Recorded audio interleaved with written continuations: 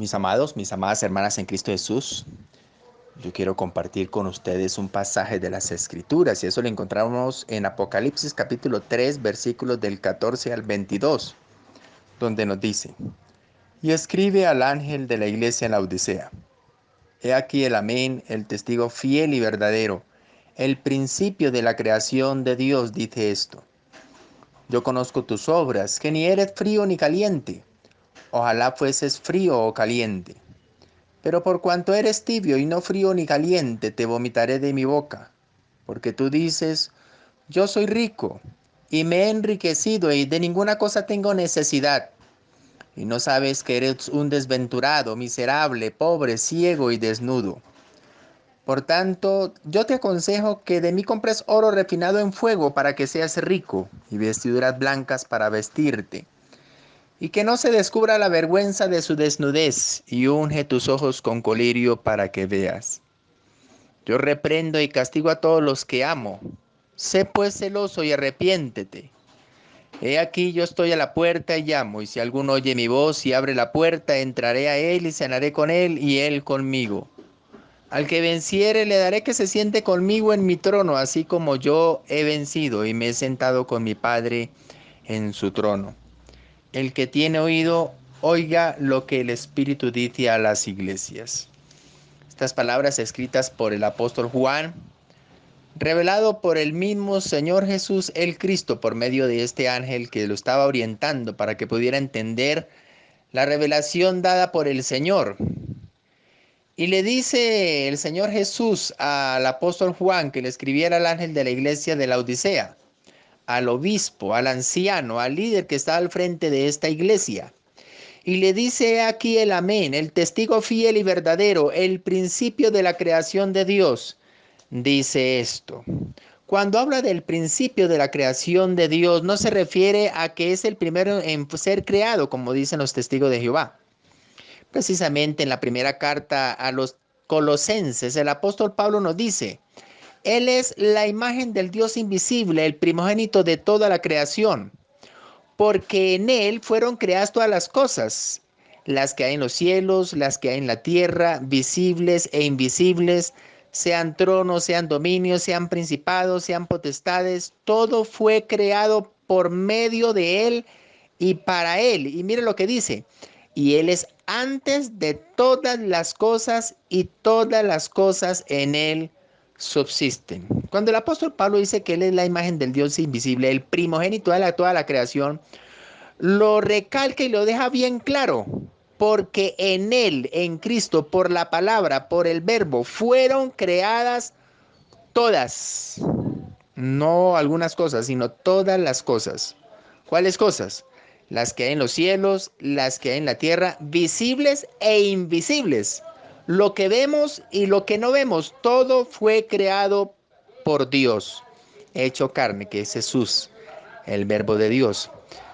El apóstol Juan, el mismo apóstol Juan, en su evangelio, en el capítulo 1, versículo 1, dice que en el principio era el verbo. Y el verbo era con, es decir, estaba al lado de Dios, pero ese mismo verbo que estaba al lado de Dios era Dios. Este era en el principio. Todas las cosas por Él fueron hechas, y sin Él nada de lo que ha sido hecho fue hecho. Todas las cosas por Él. En Él estaba la vida, y la vida era la luz de los hombres. Es decir, que Cristo es el creador. El Señor Jesús, el verbo de Dios que se hizo hombre, es el creador de todas las cosas. Recordemos que Dios creó el mundo con la palabra: sea la luz, y fue la luz. Sepárese lo seco de las aguas, y fue así. Fue la tarde y la mañana tal día. Cuando creó los animales, cuando creó todas las cosas, todo fue hecho con la voz. Los griegos, la palabra verbo no es acción como nosotros los latinos, sino es palabra. Y el mundo, toda la creación, las cosas visibles y las invisibles, fueron hechos por la palabra, que es el mismo creador, el mismo verbo, el mismo Dios. Y le dice aquí el Señor Jesús, ya en cuerpo transformado, al apóstol Juan: he aquí el amén, el testigo fiel y verdadero, el principio de la creación de Dios. Dice esto: Yo conozco tus obras, que ni eres frío ni caliente, ojalá fueses frío o caliente. Pero por cuanto eres tibio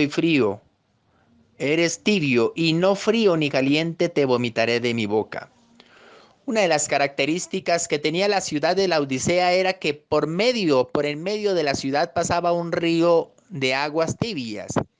Y era precisamente porque tenía dos nacimientos. Una parte del río, la fuente de nacimiento eran aguas termales.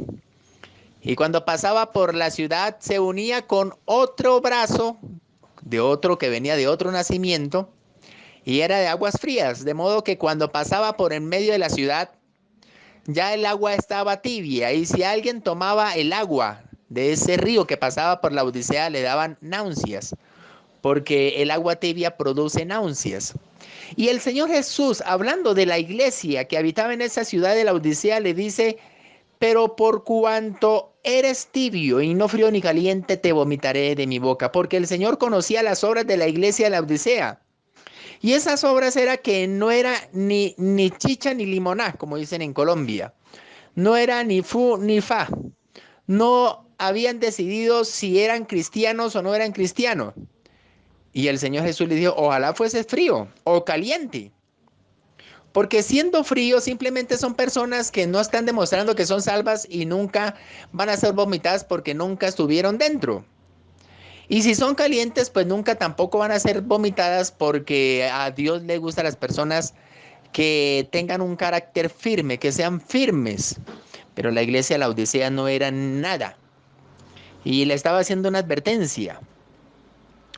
Pero por cuanto eres tibio y no frío ni caliente, te vomitaré de mi boca. Porque tú dices: yo soy rico y me he enriquecido y de ninguna cosa tengo necesidad.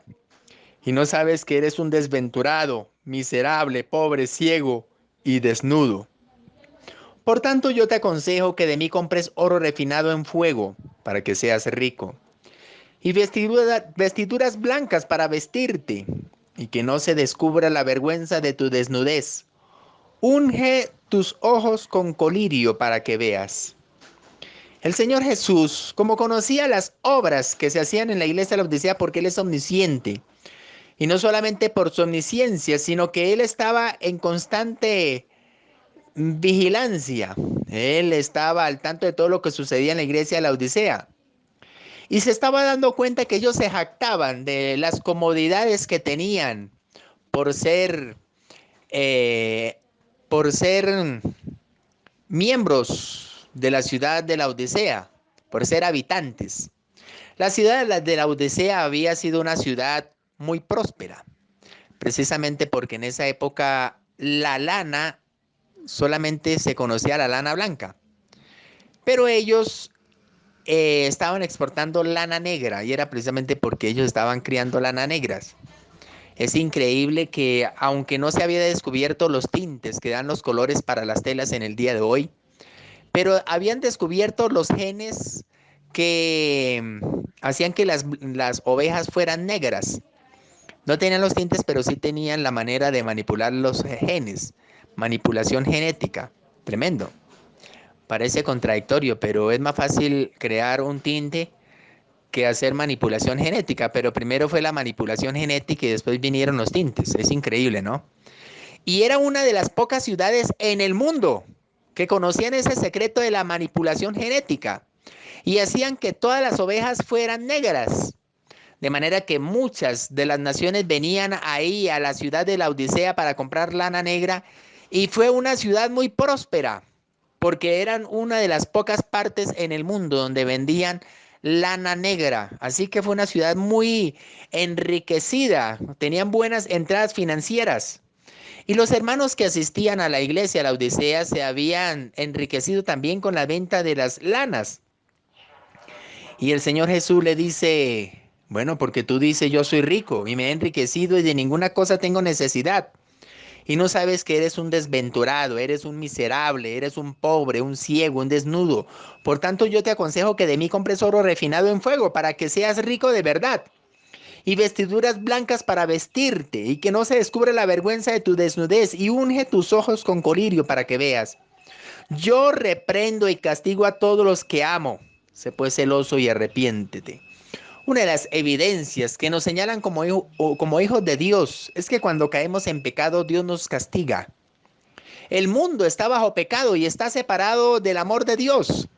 Está separado de Dios precisamente porque lo que separa al hombre de Dios es el pecado. Pero cuando un hijo de Dios peca, Dios lo castiga, precisamente porque es su hijo. Alguien que no ha conocido del Señor simplemente no es castigado. Y pasarán muchas cosas y a veces nos preguntamos, pero yo, que soy hijo de Dios, pero no tengo el Mercedes-Benz que tiene el vecino. Y a veces nos preguntaron por qué suceden esas cosas. Dios en su infinita misericordia permite que los que no han conocido de Él al menos disfruten del mundo y consigan cosas materiales porque el castigo que les viene es eterno. Y Dios en su misericordia permite que al menos disfruten mientras estén en la vida, unidos al cuerpo. Nosotros como somos privilegiados y vamos a vivir con Cristo por la eternidad y vamos a tener todas las riquezas, no quiere decir que Dios quiere que estemos pobres, no, simplemente nosotros no le damos la libertad, es decir, no hemos creído y no hemos descansado totalmente en Cristo y a veces queremos ayudarle a Dios. Y Dios quiere enseñarnos de que Él es el dueño de nuestras vidas. Cuando nosotros descansamos en Él, le ponemos nuestra confianza en Él, Él hace las cosas por nosotros. Desafortunadamente nosotros no hemos aprendido esa lección. Y por eso es que un gran número de los hermanos cristianos no han alcanzado prosperidad económica. No es porque estén condenados, sino simplemente porque no han puesto la confianza en Dios. El mismo Señor Jesús dice: venid a mí todos los que estáis trabajados y cargados, y yo os haré descansar. Llevad mi yugo sobre vosotros, que es fácil y ligera mi carga. Y nosotros preferimos, en lugar de llevar el yugo de Dios, más bien llevar nuestra carga. En lugar de dejarle a Dios que lleve nuestras cargas, y nosotros simplemente llevar el yugo de Dios. Predicar. Y Dios se encarga de lo nuestro. Pero nosotros no hemos podido entender esa verdad. Así que nos encargamos de llevar nuestras preocupaciones, de preocuparnos por el sustento de nuestra familia, aunque está bien, pero Dios se encarga de todas las cosas. Y el Señor Jesús le está diciendo a la iglesia de la Odisea: bueno, yo les recomiendo que de mí compren oro refinado en fuego para que en realidad sean ricos, y vestiduras blancas para vestirte, y que no se descubra la vergüenza de tu desnudez. Yo reprendo y castigo a todos los que amo, sé pues celoso y arrepiéntete. He aquí, yo estoy a la puerta y llamo, y si alguno oye mi voz y abre la puerta, entraré a él y cenaré con él y él conmigo. El Señor Jesús estaba ahí en la puerta de la Odisea, tocando, que lo dejaran entrar, y les dijo: bueno, déjenme entrar, déjenme cenar contigo. Si ustedes oyen mi voz, yo entraré, porque habían desechado al mismo que ellos habían creído. Increíble, ¿no? Dios hace ese llamado para la iglesia de hoy. Estamos viviendo tiempos muy difíciles. Recordemos que cada iglesia del Apocalipsis representa un tiempo por el cual la iglesia del Señor tendría que pasar.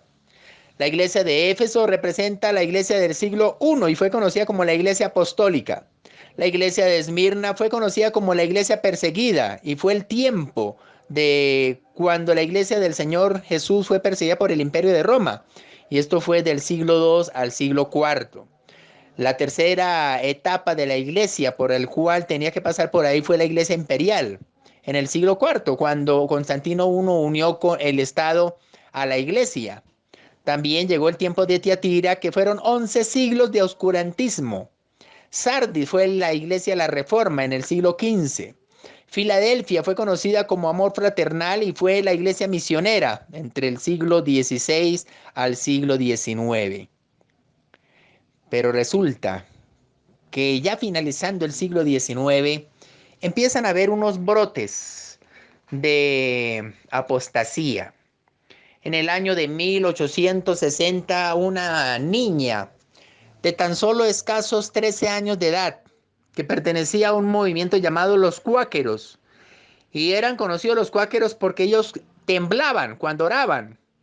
Y había una costumbre en esa época que cuando una persona empezaba a temblar, necesariamente el Espíritu de Dios estaba con esa persona. Cuando el Espíritu de Dios descendía, esa persona temblaba y botaba espumas y blanqueaba los ojos, ¿verdad? Aunque Dios se puede manifestar de muchas maneras, nosotros no sabemos cómo es que Dios se va a manifestar en cada uno de nosotros. A veces suceden cosas extraordinarias, a veces no sucede nada extraordinario. Claro está que lo más extraordinario que le puede suceder a alguien es que su vida cambie.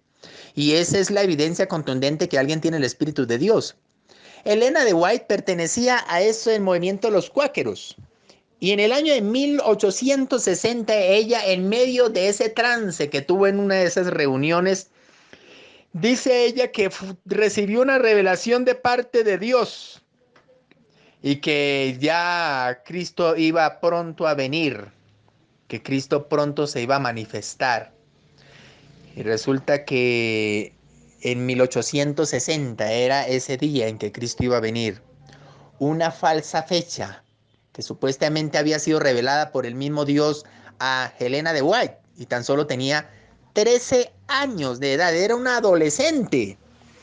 Y como ella pues recibió revelación, según ella, de parte de Dios, que Jesús iba a venir en el año de 1860, mucha gente empezó a seguirla y fundó un movimiento llamado los Adventistas del Séptimo Día. Pero como el Señor Jesús no vino en 1860, ella dijo que era Jesucristo. Jesucristo ya había venido en el año de 1860 y ella fundó el movimiento adventista. La palabra adventista viene de advenimiento, quiere decir que ya Cristo vino y fundó su gobierno en el año de 1860 y fue fundada precisamente por Helena de White. Y cuando dice el séptimo día es porque todavía guardan el día de reposo. Ya Cristo vino en el año de 1860 para instaurar su reino y restaurar el día de reposo. Tremendo, ¿no? Y muchos creen esa gran mentira. Ella se fue envejeciendo y ella murió a la edad de casi los 90 años. Y después de su muerte le sucedieron muchas personas, pero aún todavía permanecen los adventistas hasta el día de hoy. Ya en el año de 1830 se levantó un señor llamado José Smith y comenta él de que tuvo una gran revelación dada por un ángel que se llamaba Moroni. Y ese ángel Moroni le mostró unas tablas que se encontraban en el patio de su casa. Precisamente esas tablas de oro que fueron enterradas en el patio de su casa fueron enterradas 1000 y pico de años antes de que él existiera, ¿verdad? Y fue cuando los ninivitas, o la ninivita no, sino eh, un grupo de israelitas cruzaron el océano Atlántico y vinieron y habitaron en América y fueron los pobladores americanos que hoy conocemos, los nativos de América. Cuando llegaron los españoles y los ingleses a América, los nativos que estaban ahí habitando en ese continente eran descendientes de israelitas que por medio de barcas vinieron en esa época y habitaron América. Y ya después de 1000 y pico de años, Moroni, que fue el que enterró las tablas, él les reveló las tablas de oro que habían sido enterradas nada menos que en el patio de la casa de José Smith. Y le reveló el libro Mormón. Tremendo. Un nuevo testamento de Jesucristo. Así se llama el libro Mormón. No el Nuevo Testamento, sino un nuevo testamento del Señor Jesús el Cristo. Tremendo, ¿no? Ya en el año de 1852 nació un señor llamado Charles Taze Russell. Y él antes había sido presbiteriano porque sus padres eran presbiterianos. Pero después, cuando nacieron los adventistas, él se hizo adventista. Pero no contento con estos movimientos en el cual había pertenecido, él, viendo el fracaso que había tenido Guillermo Miller en su pronóstico de que en el año de 1914 iba a venir el Mesías, que iba a venir el Señor Jesús por segunda vez, y no vino. Entonces él dijo, bueno, yo voy a hacer mi jugada. Yo voy a decir que Cristo ya vino y fundó su reino. Y estableció su reino que va a durar hasta el año 2914, que son los 1000 años. Y fue cuando nacieron los testigos de Jehová. Tremendo, ¿no? En el año de 2914 se acabaría el milenio y nació en el año de 1914. Los testigos de Jehová enseñan de que ya Cristo vino e instauró su reino, y ese reino son los testigos de Jehová. Y fueron infiltrándose año por año. Lo peor de todo es que estas enseñanzas heréticas nacieron dentro de la iglesia cristiana. Solo que la iglesia cristiana se dio cuenta del error que estaban cometiendo estas personas y fueron echadas de sus iglesias, y ellos montaron toldo aparte. José Smith montó su movimiento de los mormones, Charles Russell montó su movimiento de los testigos de Jehová, Helena de White montó su movimiento de los adventistas del séptimo día. Pero lo que está sucediendo en este tiempo es algo más triste. La apostasía está dentro de la iglesia. Y precisamente esto estaba pronosticado por el apóstol Pablo en la segunda carta de los Tesalonicenses, capítulo 2, versículo 2. Dice que no vendrá el Señor Jesús sin que antes llegue la apostasía. Y esa apostasía es precisamente el apartarse de la verdad, creer en el error. Y esa apostasía que al inicio del siglo XX y a finales del siglo XIX comenzaron a dar fruto. Fueron sacados de la iglesia, pero lo que sucedió al final del siglo XX y comenzando el siglo XXI, el siglo en que estamos ahora, simplemente la apostasía ya está dentro de la iglesia y no ha sido detectada. ¿Cuáles son esos evangelios que están predicando? Porque el evangelio es solamente uno, pero se están predicando muchos. El evangelio de la prosperidad, el evangelio de los decretos, el evangelio de, sucesos extraordinarios, demostraciones del gran poder de Dios, pero que en realidad lo único que está haciendo es desviando a la iglesia del Señor Jesús. Un profeta que por muchos años fue admirado porque hizo grandes campañas evangelísticas, y por medio de la predicación de él muchas personas aceptaron al Señor Jesús, el Cristo, como Salvador, pero que últimamente se ha apartado tanto de la verdad que pidió perdón a la iglesia por haber predicado por tantos años la segunda venida del Señor. Hasta ese nivel hemos llegado, pero nadie lo ha echado, no lo ha desechado, simplemente hoy lo aceptan como miembro de la iglesia del Señor, pero es un falso profeta. Es Ronnie Chávez de Panamá. Tremendo, es triste y es duro decirlo, pero es una realidad.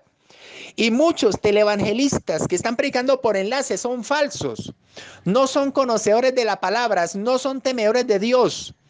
No son temerosos de Dios, no tienen el Espíritu Santo de Dios, porque cuando alguien tiene el Espíritu Santo de Dios, su vida es transformada. El apóstol Pablo dice que el que está en Cristo nueva criatura es. Las cosas viejas pasaron, he aquí, todas son hechas nuevas. Y el Señor Jesús, hablándole a Juan para que escribiera esta carta a la Odisea, le dice: he aquí yo estoy a la puerta y llamo. Si alguno oye mi voz y abre la puerta, entraré a él y cenaré con él y él conmigo. Y ese llamado lo está haciendo en forma personal. Cada uno de nosotros debemos ser responsables del cuidar la doctrina del Señor, de estar pendiente de lo que dice la Biblia y no lo que dicen los hombres. Cada vez que escuchemos un predicador debemos examinar en las escrituras si es verdad o no es verdad, si es un falso maestro o es un verdadero maestro, si es un pastor auténtico, es un pastor que ha sido contaminado con las herejías de los últimos tiempos. Y le dice: al que venciere le haré que se siente conmigo en mi trono, así como yo he vencido y me he sentado con su Padre en su trono. El Señor Jesús nos está ofreciendo el sentarnos al lado de Él, cuando Él descienda con su iglesia y reine con ella durante 1000 años, el verdadero reino. El reino que Él va a instaurar aquí en la tierra durante 1000 años. Y va a demostrar cómo es que se gobierna, y la esposa va a ser la iglesia del Señor, la que ha conservado la doctrina del Señor, la que tiene como única regla de fe y práctica la Biblia y nunca se aparta de ella. Los que siempre están pendientes de lo que enseña Jesús para ponerlo en práctica. El que oye mis palabras y las hace, les compararé a un hombre sabio que edificó su casa sobre la roca. La iglesia del Señor ha sido fundada sobre la roca. Han venido vientos, han soplado vientos, han venido ríos y han dado contra la iglesia, pero ha permanecido. Porque una de las características que señalan a la iglesia de Cristo, la verdadera, la auténtica, es que permanece en el Señor. Y Dios, en cumplimiento de su promesa, la ha protegido. El que tiene oído, oiga lo que el Espíritu dice a las iglesias. Amén y amén. Dios les bendiga, mis amados y mis amadas.